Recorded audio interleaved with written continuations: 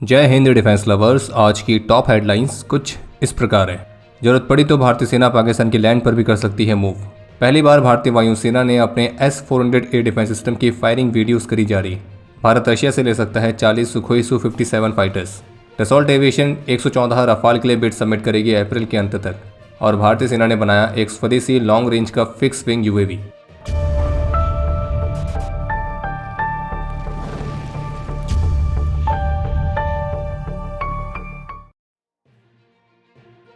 आज भारतीय सेना की वेस्टर्न कमांड ने पद ग्रहण समारोह 2026 के दौरान अपनी अनमैच्ड कॉम्बैट रेडीनेस और टेक्नोलॉजिकल कैपेबिलिटीज को डेमोन्स्ट्रेट किया है, और जिसमें भारतीय सेना की एक लीथल फायर पावर का डेमोन्स्ट्रेशन भी देखने को मिला था।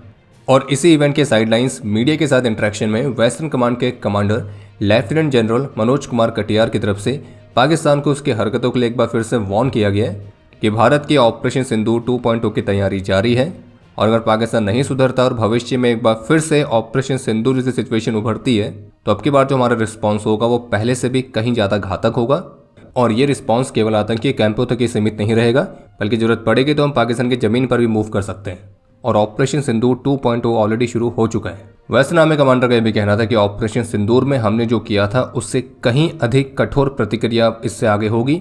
बाकी हम कितनी प्रतिक्रिया देंगे, किस हद तक हम जाएंगे, तो ये सब उस दिन और उस समय की स्थिति पर निर्भर करेगा। लेकिन हमें पूरा विश्वास है कि ये प्रतिक्रिया पिछली बार की तुलना में कहीं अधिक कठोर होगी, और ड्रोन्स निश्चित रूप से इसके एक बहुत महत्वपूर्ण हिस्सा होंगे। उन्होंने ये भी बताया कि कैसे पिछले साल मई के महीने में जो ऑपरेशन सिंदूर लॉन्च किया गया था उस पर हमने आतंकी बेसिस को टारगेट किया था, और फिर उसके बाद पाकिस्तान ने जवाबी कार्रवाई के तौर पर पहले हमारे मिलिट्री बेसिस को टारगेट करने का प्रयास किया, और फिर उसी के परिणाम स्वरूप हमने अपनी जवाबी कार्रवाई में पाकिस्तान के मिलिट्री टारगेट्स को टारगेट किया, और वो भी इस मैनर में कि वो बहुत बुरी तरह से डैमेज हुए। और हमारा रिस्पांस इतना घातक था कि पाकिस्तान को हमारे DGMO को कॉल करके सीज फायर की डिमांड करनी पड़ी, और उन्होंने ये डिमांड केवल हमसे ही नहीं करी थी बल्कि वे और भी देशों के पास गए थे भारत के साथ सीज फायर करवाने के लिए। बाकी उनका यह भी कहना था कि पाकिस्तान जिसने कारगिल या 1971 से कुछ भी नहीं सीखा, तो आपको लगता है कि उसने ऑपरेशन सिंदूर से कुछ सीखा होगा? तो ये एक प्रश्न है। और पाकिस्तान जिस तरह से भारत के खिलाफ प्रॉक्सी वॉर में शामिल रहता है, तो उस पर भी वेस्टर्न आर्मी कमांडर का कहना था कि पाकिस्तान हमसे डायरेक्टली लड़ाई नहीं लड़ सकता है, इसी वजह से वो प्रॉक्सीज का इस्तेमाल करता है। और जब किसी तरह से मीडिया इंटरेक्शन में 2 कोर के GOC lieutenant general Rajesh Pushkar की तरफ से भी स्पष्ट रूप से कहा गया कि इससे पहले वाले ऑपरेशन सिंदूर में हमने जो पाकिस्तान को दिखाया वो हमारे ऑपरेशन का बहुत ही छोटा सा सैंपल था। हमने केवल 4 दिनों में पाकिस्तान को घुटनों पर आने के लिए मजबूर कर दिया, फिर जिसके बाद पाकिस्तान ने हमारे DGMO को कॉल करके वॉर रुकवाने की रिक्वेस्ट करी, और ये एक बहुत ही छोटा सा एग्जाम्पल था और उसका पर्पस था केवल ट्रेनिंग। और फिर आगे उन्होंने ये भी कहा कि ऑपरेशन सिंदूर ऑलरेडी चल रहा है। ऑपरेशन सिंदूर 2.0 की प्रिपरेशंस बहुत व्यापक रूप से हैं। हालांकि मैं आपको अभी तो नहीं बता सकता हूँ कि ऑपरेशन किस तरह से अनफोल्ड होगा, क्योंकि ये इस बात पर निर्भर करता है कि हम अपने दुश्मन को किस हद तक नुकसान पहुंचाना चाहते हैं। बाकी ये नुकसान किसी भी तरह का हो, जमीन, हवा, पानी, हम हर जगह से ऑपरेशन कंडक्ट करने के लिए तैयार हैं। सीधे सीधे कहा जाए तो ऑपरेशन सिंदूर 2.0 की तैयारी जारी है, और ये तैयारी पहले से भी कहीं ज़्यादा भारी है। बाकी इंडियन आर्मी की वेस्टर्न कमांड के कमांडर ने पाकिस्तान के न्यूक्लियर ब्लफ को भी एक्सपोज किया है और स्पष्ट रूप से कहा है कि पाकिस्तान के साथ भविष्य में होने वाला कोई भी कॉन्फ्लिक्ट ग्राउंड पर एक निर्णायक आउटकम के साथ ही समाप्त होगा, और पाकिस्तान की न्यूक्लियर धमकियां उससे अगली बार नहीं बचा सकती हैं। ऑपरेशन सिंदूर के दौरान जब पाकिस्तान ने सीज फायर की मांग की थी तो वो साथ ही साथ परमाणु धमकियां भी जारी कर रहा था, और पाकिस्तान धमकी दी थी अगर वे डाउन हुए तो अपने साथ वे आधी दुनिया को लेकर डूबेंगे। हमने तब उन धमकियों को नज़रअंदाज कर दिया था, और अब हम भविष्य के लिए एक स्पष्ट योजना के साथ और भी बेहतर तरीके से तैयार हैं। और इसी वजह से हमारी तैयारियां कुछ ऐसी हैं कि कोई भी मिसएडवेंचर करने से पहले दुश्मन 10 बार सोचेगा। कल 27 फरवरी को पोखरण में आयोजित होने वाली भारतीय वायुसेना की वायु शक्ति 2026 एक्सरसाइज कंडक्ट होने के लिए तैयार है, और इसी एक्सरसाइज के लिए फुल ड्रेस रिहर्सल के दौरान भारतीय वायुसेना ने सभी ऑपरेशनल पैरामीटर्स को सफलतापूर्वक वैलिडेट किया है, और जिसमें सभी टारगेट्स को बहुत ही इफेक्टिव तरीके से न्यूट्रलाइज किया गया था। और भारतीय वायुसेना का कहना है कि सारे एयर वॉरियर्स कल के डेमोन्स्ट्रेशन के लिए फुली मिशन रेडी है। और अब इस वायु शक्ति एक्सरसाइज को कल 1640 आवर्स पर DD न्यूज़ और भारतीय वायुसेना के सभी सोशल मीडिया हैंडल्स पर लाइव भी देख सकते हैं। और इसी की जानकारी देते हुए भारतीय वायुसेना ने अपने ऑफिशियल एक्स हैंडल से एक पोस्ट किया था, और जिसमें उन्होंने एक वीडियो भी शेयर की है। और इस वीडियो में पहली बार भारतीय वायुसेना का जो Sudarshan S-400 air defence system है तो उसकी लाइव फायरिंग की वीडियोस देखने को मिली हैं। और इसके साथ ही एक कैप्शन भी लिखा गया है, मिलिट्री के इतिहास में सबसे लॉन्गेस्ट एयर किल का रिकॉर्ड। और साथ में एक और कैप्शन लिखा है कि जो दुश्मन है वो भले ही हमारी नज़रों से दूर हो सकता है, लेकिन वह कभी भी हमारी पहुंच से बाहर नहीं होता है। और आपको बता दें कि भारतीय वायुसेना के S-400 एयर डिफेंस सिस्टम की फायरिंग की ये पहली ऐसी वीडियो है जो कि सार्वजनिक रूप से जारी की गई है। और जो कैप्शन लिखा गया है ये भारत के ऑपरेशन सिंदूर की उस अचीवमेंट के बारे में है जब भारतीय वायुसेना ने अपने S-400 एयर डिफेंस सिस्टम से लगभग 300 किलोमीटर की दूरी पर पाकिस्तान के एक एवैक्स या फिर स्पाई प्लेन को शॉट डाउन करके सबसे लॉन्गेस्ट सरफेस टू एयर किल का रिकॉर्ड बनाया था। और ये कैपेबिलिटी इस बात को भी सुनिश्चित करती है कि अगर भारतीय वायुसेना चाहे तो वह अपने दुश्मन को उसके खुद के क्षेत्र के अंदर भी एक निश्चित दूरी तक ऑपरेट ना करने दें। द प्रिंट की रिपोर्ट के मुताबिक डसॉल्ट एविएशन को 114 रफाल फाइटर्स वाली डील के तहत अप्रैल के अंत तक बिड सबमिट करने के लिए कहा गया है। और इस रिपोर्ट के मुताबिक डील के तहत करीब 96 रफाल फाइटर्स भारत में ही बनाए जाएंगे। बाकी डसॉल्ट एविएशन जो बिड सबमिट करेगी तो उसमें इस डील की कई सारे महत्वपूर्ण पहलू जैसे कि मेक इन इंडिया कंपोनेंट कितने रहेंगे, कीमत क्या रहेगी, तो इस तरह की सभी डिटेल्स इसमें शामिल रहेंगी। और फिर इसके बाद रक्षा मंत्रालय और भारतीय वायुसेना की कॉस्ट नेगोशिएशन कमेटी स्थापित की जाएगी। और जबकि द प्रिंट की रिपोर्ट के मुताबिक पहले वाली रफाल डील के विपरीत इस बार की डील में फ्रेंच गवर्नमेंट के साथ डसॉल्ट एविएशन के रिप्रेजेंटेटिव्स भी इसके डिस्कशन का हिस्सा रहेंगे, क्योंकि इस डील के तहत फाइनल असेंबली लाइन भी भारत में स्थापित की जानी है, तो उसका भी डिस्कशन होना है।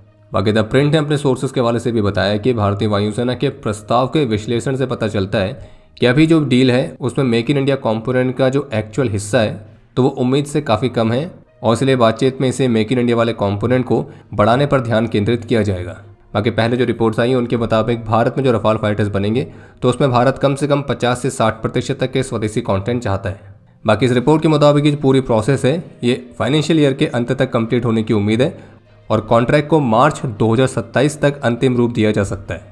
और अगर डील 2027 में साइन हो जाती है तो फिर जो पहले 18 एयरक्राफ्ट जो फ्लाई अवे कंडीशंस के तहत आने तो वो 2030 के बाद आने स्टार्ट होंगे।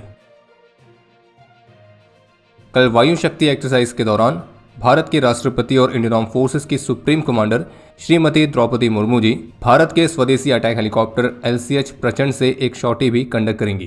बाकी इसके अलावा कल बुधवार को भारतीय नौसेना ने एक मेगा मैरीटाइम एक्सरसाइज मिलन 2026 को सफलतापूर्वक पूरा कर लिया है और इसमें 42 वॉरशिप, सबमरीन्स और 29 मिलिट्री एयरक्राफ्ट का पार्टिसिपेशन देखने को मिला था। और इस सप्ताह भर लंबी एक्सरसाइज में न केवल भारतीय नौसेना ने अपनी स्ट्रेंथ को प्रदर्शित किया बल्कि इसके साथ साथ फ्रेंडली फॉरेन कंट्रीज जिन्होंने इसमें पार्टिसिपेट किया था तो उनकी 18 शिप्स के साथ कोलैबोरेशंस भी विटनेस किया गया। और इस बार इस एक्सरसाइज में 75 फ्रेंडली फॉरेन नेशंस की प्रेजेंस देखने को मिली है। बाकी एक और महत्वपूर्ण अपडेट है कि भारत की किर्लोस्कर ग्रुप की फ्लैगशिप कंपनीज में से एक किर्लोस्कर ऑयल इंजन्स की तरफ से अनाउंस किया गया कि वे भारतीय नौसेना के लिए भारत का पहला स्वदेशी मरीन इंजन डिलीवर करने के लिए ऑन ट्रैक हैं, जो कि 4 स्ट्रोक 6 मेगावाट V12 इंजन होगा और इसे अप्रैल 2028 तक भारतीय नौसेना को डिलीवर किया जाएगा। बाकी एक अपडेट है सुखोई Su-57 को लेकर, जैसा कि हाल ही में रिपोर्ट्स आई थी कि भारत रशिया के साथ भी सुखोई Su-57E फाइटर्स की डील को औपचारिक रूप देने के लिए तैयार है। तो अब कुछ ऐसी रिपोर्ट्स हैं जिनके मुताबिक अगर ये डील आगे बढ़ती है तो भारत लगभग 40 सुखोई Su-57 फाइटर्स ले सकता है। बांग्लादेश और पाकिस्तान के साथ लगे सीमाओं पर अब BSF ह्यूमन सर्विलियंस को AI पावर्ड मॉनिटरिंग सिस्टम के साथ रिप्लेस करने की योजना पर काम कर रही है और जिसके तहत AI powered smart border observation and monitoring systems को बॉर्डर के साथ लगे मौजूदा इंफ्रास्ट्रक्चर में ही इंटीग्रेट किया जाएगा, जो कि एक ह्यूमन इंटेंसिव मॉनिटरिंग पर से निर्भरता को कम करके ऑटोमेटेड और रियल टाइम इंटेलिजेंस को सुनिश्चित करेगा। और द न्यू इंडियन एक्सप्रेस की रिपोर्ट के मुताबिक इस तरह के नेक्स्ट जनरेशन के सर्विलियंस सिस्टम के लिए जो ब्लूप्रिंट्स हैं उन्हें दिसंबर 2025 में ही फाइनल कर लिया गया है।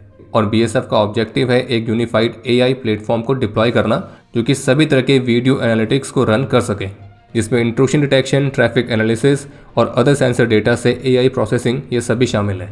इसके अलावा एक महत्वपूर्ण अपडेट यह है कि Delhi red fort car blast वाले मामले में NIA ने 2 और आतंकी ऑपरेटिव्स को गिरफ्तार किया है जो कि इस पूरे बॉम्ब ब्लास्ट की साजिश में शामिल थे और इनको मिलाकर अभी तक इस मामले पर 11 गिरफ्तारियां हो चुकी हैं। और जो 2 लोग गिरफ्तार किए गए उनके नाम हैं जमीर अहमद और तुफेल अहमद भट्ट और ये दोनों ही जम्मू कश्मीर से हैं। और NIA की इन्वेस्टिगेशन के मुताबिक इन दोनों ने दिल्ली ब्लास्ट केस के प्राइम एक्यूज को वेपन सप्लाई किए थे और ये दोनों AGH आतंकी संगठन के एक्टिव ओवरग्राउंड वर्कर्स हैं। एक और अपडेट है कि भारतीय सेना की सदर्न कमांड ने स्वदेशी तौर पर एक लॉन्ग रेंज के फिक्स विंग सर्विलियंस ड्रोन को विकसित किया है जिसका नाम है सोम, जो कि भारतीय सेना की इंटेलिजेंस, सर्विलियंस और रिकॉनासेंस कैपेबिलिटीज़ को बढ़ाएगा। और 1 वे मिशन प्रोफाइल में इसकी जो ऑपरेशनल रेंज है वो 30 किलोमीटर्स की है और ये 2000 मीटर्स की ऊंचाई तक ऑपरेट कर सकता है और जबकि इसका एंड्योरेंस टाइम 120 मिनट का है। बाकी इसमें automatic take off, position hold और एरिया सर्वे जैसे फीचर्स भी दिए गए हैं। बाकी अब समय है आज के इतिहास का। आज के दिन 2020 में जम्मू कश्मीर में देश के प्रति अपना कर्तव्य निभाते हुए सिपाही कर्नल सिंह ने अपना सर्वोच्च बलिदान दिया था। आज के दिन 2014 में INS सिंधुरत्न के साथ हुई दुर्घटना में लेफ्टिनेंट कमांडर मनोरंजन कुमार और लेफ्टिनेंट कमांडर कपीश सिंह मुवाल ने अपना सर्वोच्च बलिदान दिया था और हमारे इन दोनों वॉरियर्स को मरणोपरांत शौर्य चक्र से सम्मानित किया गया। आज के दिन 2010 में काबुल में एक हमले के दौरान अपने अदम्य साहस और वीरता का परिचय देते हुए मेजर L ज्योतिन सिंह वीर गति को प्राप्त हुए थे और इन्हें मरणोपरांत अशोक चक्र से सम्मानित किया गया। आज के दिन 1996 में 15 असम राइफल्स के राइफलमैन भारत मोहन कुकरेती ने अपना सर्वोच्च बलिदान दिया था। और आज का वो दिन है जब 2019 में भारत ने बालाकोट एयर स्ट्राइक को अंजाम दिया। तो आपके लिए आज का प्रश्न है कि जो बालाकोट एयर स्ट्राइक थी उस ऑपरेशन का कोड नेम क्या था। और अब समय है आज के टॉप 3 कमेंट्स का, जो ये रहे आपकी स्क्रीन पर।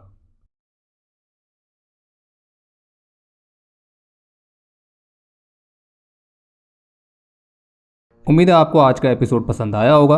पसंद आया तो वीडियो को लाइक करना ना भूलें। आपके कोई भी सुझाव या सवाल हो तो उसके लिए कमेंट सेक्शन ओपन है।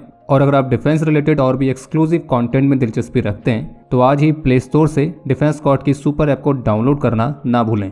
और अगर आप चैनल पर पहली बार आए हैं तो squadron.in पे जाके हमारे नए डिज़ाइंस को भी चेकआउट जरूर करें। बाकी जल्द मिलेंगे नए एपिसोड के साथ। तब तक के लिए जय हिंद, जय भारत।